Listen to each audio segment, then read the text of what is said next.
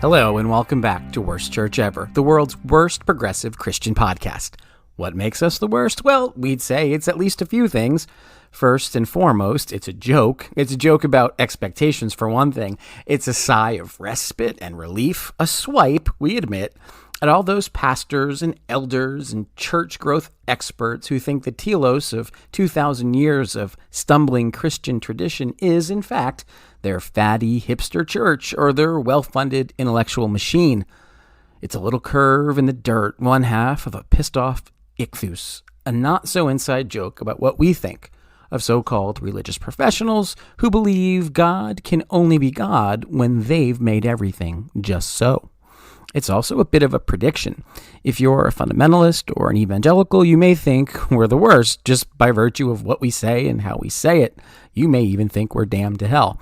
While we would disagree on that latter point, believing that we are in fact the worst may be one of the few intellectual ideas we have in common. But we're also predisposed, though not predestined, to have snarky thoughts about other progressive Christians. Or maybe we're just sick of how everybody talks, ourselves included. For these reasons, we've been chopped, but we'd love to have a meal with Alton Brown, Jet Tila, and Ted Allen. You can learn more about the whats and whys of our podcast in the first few episodes, which we posted back in May. That's 2021, in case you're from the future. Speaking of the future, we left off in Genesis 19, and we're going to skip Genesis 20 today because everything we've said about the trafficking of Sarah in Egypt applies here in chapter 20 as well. Go back and check out the episode on Sarah as a trafficked matriarch, Genesis 17 maybe? I don't remember at the moment, for more on that. In Genesis 21, we find Abraham and his family repeating another one of their terrible family traditions, in this case, banishing Hagar. You can check out a recent episode on Genesis 16 for a look at the first bite of that particular apple. In both cases, we see yet again the prototypical Genesis family prototypically responding to trauma by perpetuating it. These repeating motifs are repeated not because the writers or redactors of Genesis were hurting for material. The traumas in the stories are repeated because the characters are hurting, period. We've talked a good deal about the neuroscience and psychology behind the reproduction of trauma, and we've seen it again and again and again in Genesis. Genesis 20 and Genesis chapter 21 are no exceptions. Today, we'll look specifically at some of the language around the second banishment of Hagar, which this time, of course, includes her young son, Ismael. Here's Genesis 21, starting in verse 21. Now the Lord was gracious to Sarah, as he had said, and the Lord did for Sarah what he had promised. Now that's verse 1 of chapter 21. Now, I want to say this. We've pointed out, or tried to point out consistently, where the English text is sort of hiding a differentiation of various names of God, and we've talked about different reasons for why different writers or redactors may be using different names for God. Here, when we see the word the Lord, again, we're talking about Yahweh. The word Yahweh is what's really behind that text. So in this part of the chapter, it's Yahweh who is said to be gracious to Sarah, and Yahweh doing for Sarah what he had promised. What was that? Well, let's pick up in verse 2. Sarah became pregnant and bore a son to Abraham in his old age at the very time God had promised him. Now, there, God is rendered as Elohim. Abraham gave the name Isaac to the son Sarah bore him. When his son Isaac was 8 days old, Abraham circumcised him as God, Elohim, commanded him. Abraham was 100 years old when his son Isaac was born to him. Verse 6, Sarah said, God has brought me laughter, and everyone who hears about this will laugh with me. And she added, who would have said to Abraham that Sarah would nurse children? Yet I have borne him a son in his old age. I'm going to stop there. You might recall from previous episodes that there's wordplay going on here with the name Isaac and the word laughter. Isaac means he laughs. And when mysterious visitors had come to the tent of Abraham and Sarah a few chapters ago and told them that she would bear a son, she laughed.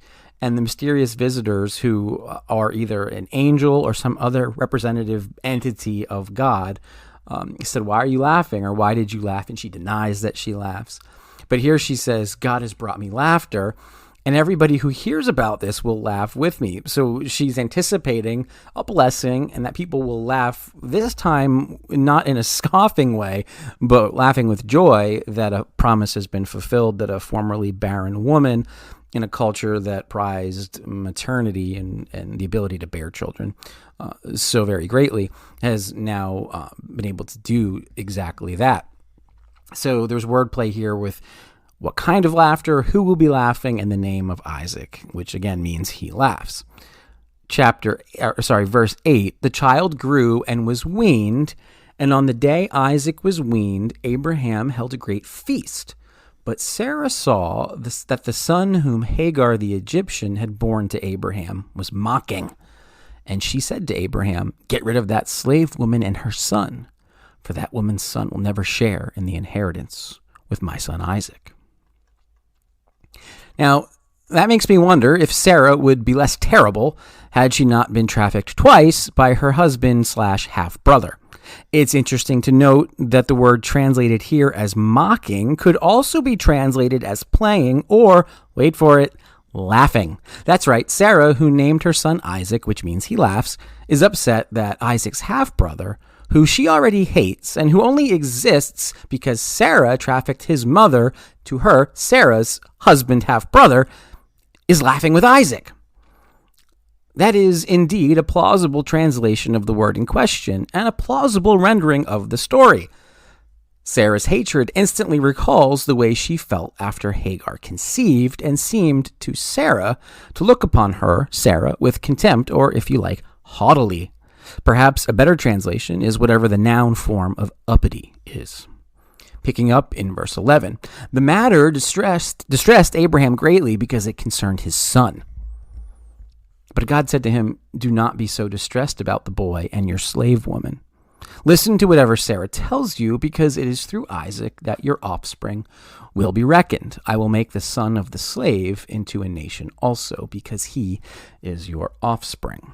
All right, that's the end of verse 13. And I guess what I really want to say is this really is some kind of bullshit. A few chapters back, Sarah tells Abraham to get rid of Hagar. This is before Ishmael's born, but it's when Hagar has conceived. Sarah says, get rid of Hagar. And Abraham says, she's your slave. She's your issue. Do whatever you want with her or to her or whatever. In other words, you've already trafficked this Egyptian slave to me. I've already raped her. I don't give a shit. But now there is a son involved. And so now this jackass seems to care. And on cue, God, Elohim, says, listen, buddy, don't worry about the boy and the slave woman. Just make your wife happy.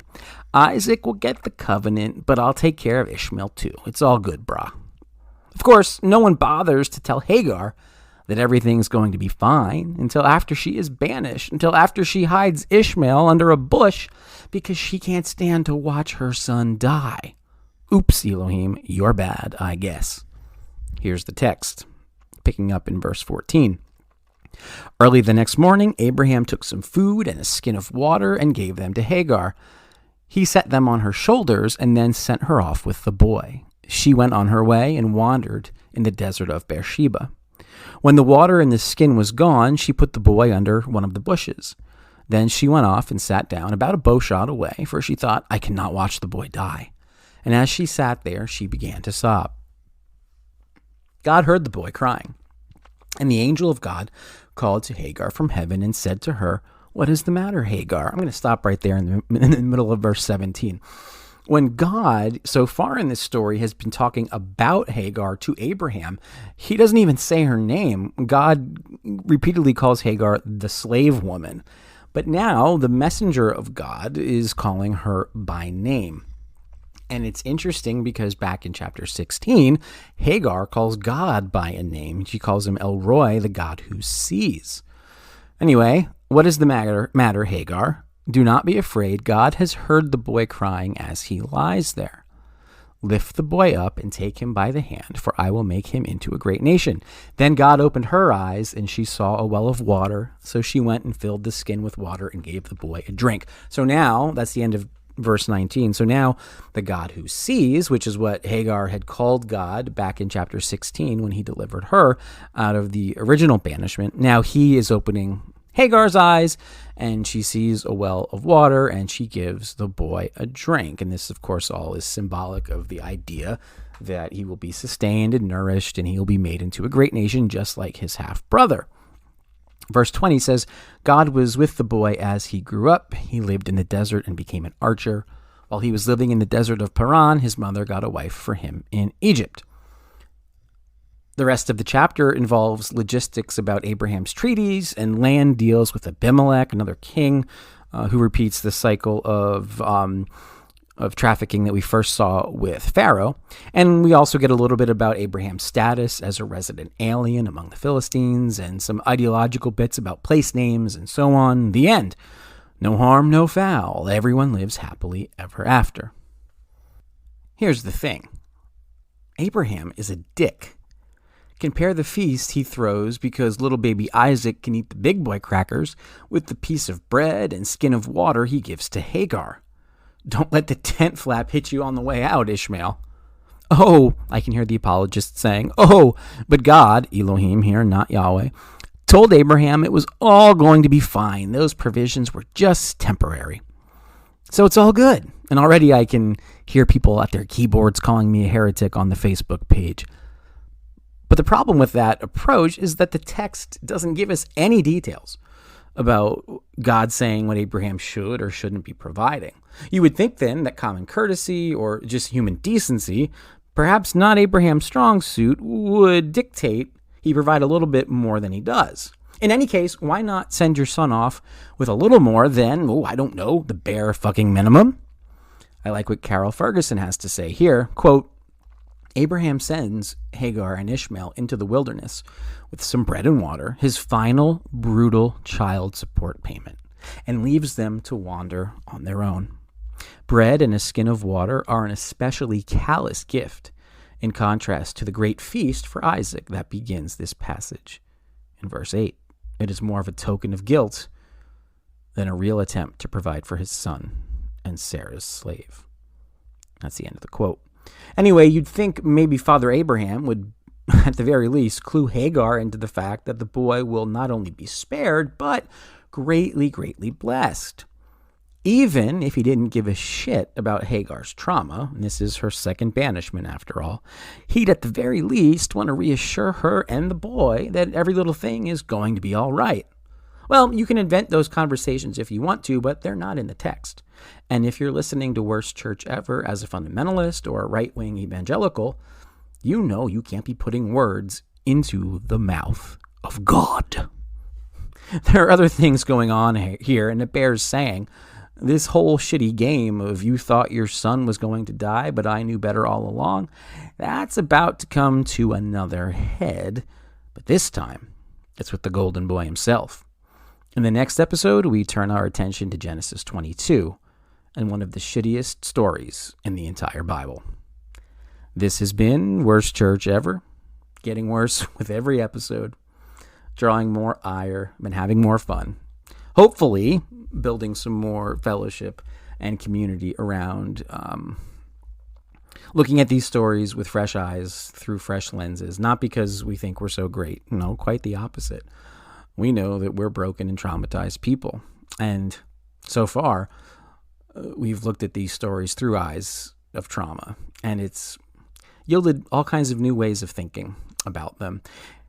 At any rate, thank you for listening. Thanks for joining us, and we'll see you again soon.